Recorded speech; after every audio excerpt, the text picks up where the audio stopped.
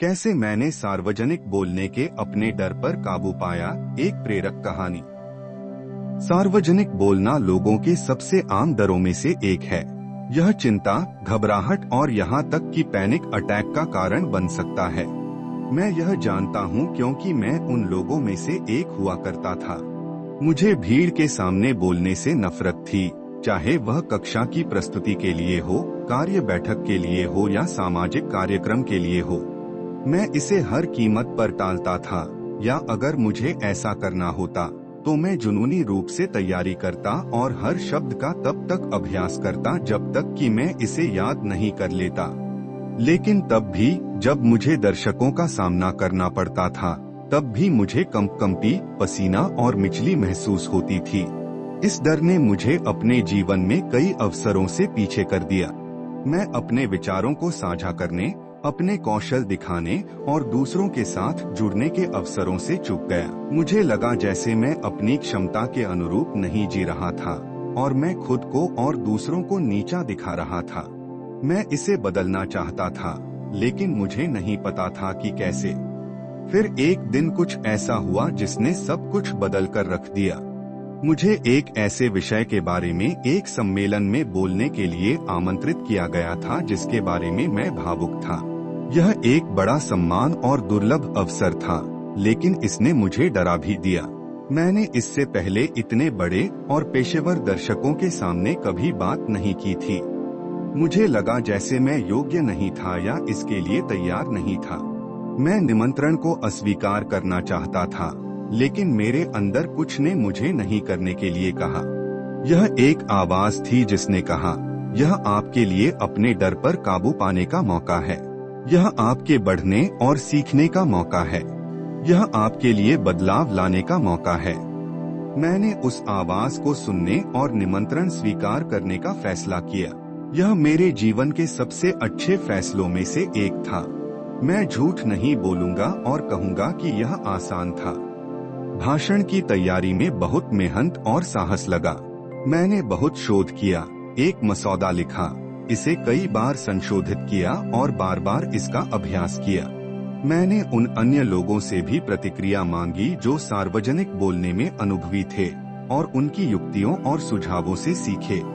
मैंने अपनी नसों को शांत करने और अपने आत्मविश्वास को बढ़ाने के लिए कुछ व्यायाम भी किए, जैसे कि गहरी सांस लेना, सफलता की कल्पना करना और खुद की पुष्टि करना। जब भाषण का दिन आया तब भी मैं घबराया हुआ था, लेकिन पहले जितना नहीं। मैं डरने से ज्यादा आत्मविश्वासी और उत्साहित महसूस कर रहा था। मैंने खुद को याद दिलाया कि मेरे पास दर्शकों के साथ साझा करने के लिए कुछ मूल्यवान है और वे मुझे समर्थन देने के लिए थे, मुझे जज करने के लिए नहीं। मुझे यह भी याद आया कि कोई भी पूर्ण नहीं होता है। मैं अपने चेहरे पर मुस्कान और दिल में आग के साथ मंच पर गया। मैंने दर्शकों की ओर देखा और उनका गर्मजोशी से अभिवादन किया। फिर मैंने अपना भाषण शुरू किया। यह मेरी अपेक्षा से बेहतर हुआ। मेरे मुंह से स्वाभाविक रूप से शब्द निकले और दर्शकों ने मेरे संदेश का सकारात्मक जवाब दिया। उन्होंने सिर हिलाया, ताली बजाई, हंसे और सवाल पूछे। वे वास्तव में रुचि रखते थे और मुझे जो कहना था उसमें लगे हुए थे। मैंने उनके साथ ऐसा जुड़ाव महसूस किया जो मैंने पहले कभी महसूस नहीं किया था। मैंने अपना भाषण एक मजबूत निष्कर्ष और कार्रवाई के आह्वान के साथ समाप्त किया। दर्शकों ने मुझे स्टैंडिंग ओवेशन दिया। मुझे खुशी और गर्व की लहर महसूस हुई जो मैंने पहले कभी महसूस नहीं की थी। मैंने सार्वजनिक बोलने के अपने डर पर काबू पा लिया था। वह दिन मेरे जीवन में एक महत्वपूर्ण मोड़ था। इसने मेरे लिए व्यक्तिगत और पेशेवर दोनों तरह से नए दरवाजे खोल दिए। इसने मुझे अपने और अपनी क्षमताओं के बारे में एक नया दृष्टिकोण भी दिया। मुझे एहसास हुआ कि मैं जितना सोचता था उससे कहीं अधिक करने में सक्षम था, और यह डर बचने के लिए कुछ नहीं था, बल्कि कुछ ऐसा था जिसका सामना करना और उस पर काबू पाना था। तब से मैंने खुद को चुनौती देना जारी रखा है और अपने सार्वजनिक बोलने के कौशल में सुधार किया है।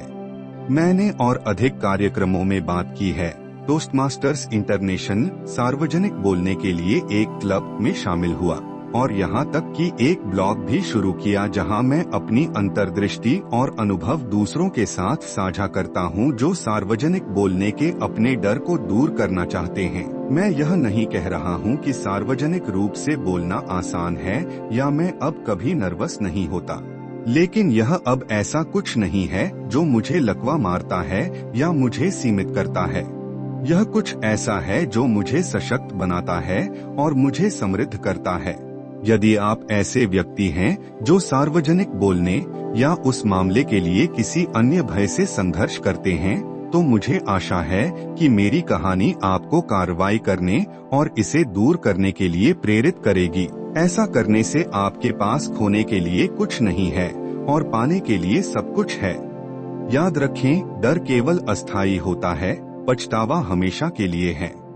कहानी का नैतिक है, डर को अपने सपनों का पीछा करने से न रोकें, इसका सामना करें और आपको अपनी वास्तविक क्षमता का पता चल जाएगा।